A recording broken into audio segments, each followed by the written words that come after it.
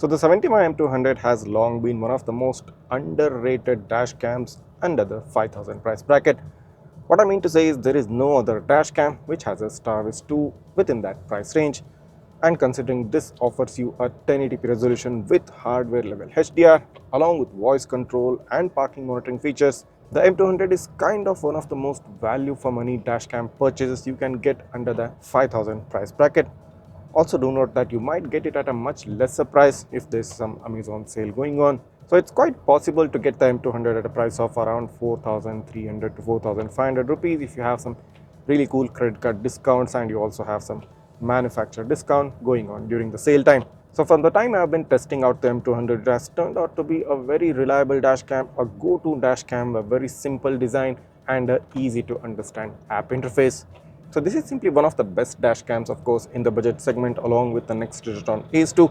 So you can definitely use this if you're someone who is looking for a basic setup for a dash cam, a front only channel, and you want to have the goodness of a starvis 2 sensor. The M200 just might be the suitable dashcam for you. And since many of you have been asking me about how to use, like, should you use the M200 only as a rear camera?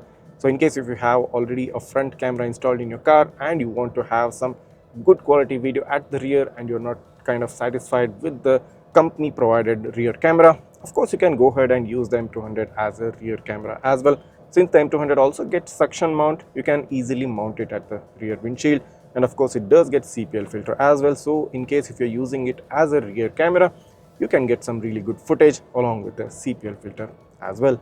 Not only does the M200 have the goodness of getting you voice control under that price bracket, you also get some really cool parking monitoring. Basically means you get some time-lapse monitoring out of the M200, and that's kind of sufficient for a basic setup. That's kind of more than enough if you just want to have, or if you just want to keep an eye on your car whenever you parked it in some strange place or some unknown place. So considering overall all the features it has and all the kind of accessories it gets and the kind of price this comes in, the M200 is one of the most suitable dash cams under the 5000 price bracket. And considering my personal usage of the 70mai M200 since about last 8 months, I kind of first tested it out in January this year and it's August now, and since 8 months I have been testing it out here and there, not continuously but still intermittently, and the overall dashcam performance has been very rock solid, has been stable, and of course the 70mai app is pretty much flawless. It's simple, it's easy to understand and pretty straightforward, and someone who is doing this for the first time, someone who is buying a dash cam for the first time and wants to get to know some stuff before actually moving on to some of the costlier dash cams, the M200 will be definitely one of the best choices you can make out there. One small thing which I can note though is that the ring LED light, which actually looks very stunning during night, is placed on the passenger side. I would have really liked it if they had placed it on the driver side so that it becomes easier for the driver to monitor the status of the dash cam.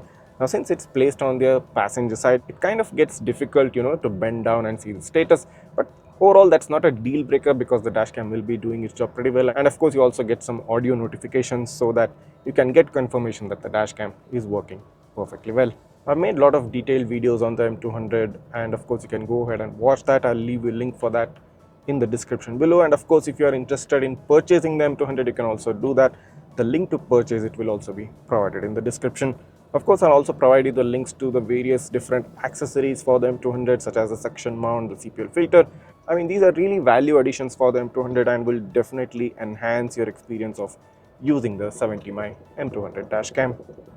So if you're someone who is looking for that really good dashcam solution specifically to get some good number plate readability during night time, the M200 with the starvis 2 IMX662 sensor is pretty much most suitable for you. I mean, the Nexdigitron Ace 2 definitely has the advantage of getting a GPS. That's where your priority comes in. You need to prioritize if you want the GPS data on your dashcam or you want to have some really good nighttime number plate readability. Now, of course, from the longest time I've tested it out, the number plate readability on the M200 during nighttime is much better and should I say really good compared to all the other dashcams, which definitely don't get the starvis 2 sensor in that price bracket. So it's definitely a very big advantage and gives you bang for the buck for having a starvis 2 in that price segment.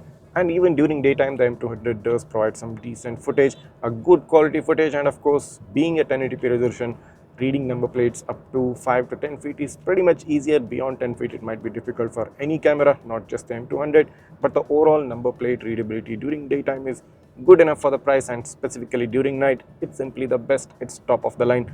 No other camera under 5000 can come close to the kind of number plate readability the M200 can provide during night time under the glare of headlights. So this was my quick take on the long-term review of the 70mai M200 after using this dash cam for about like 6 to 8 months.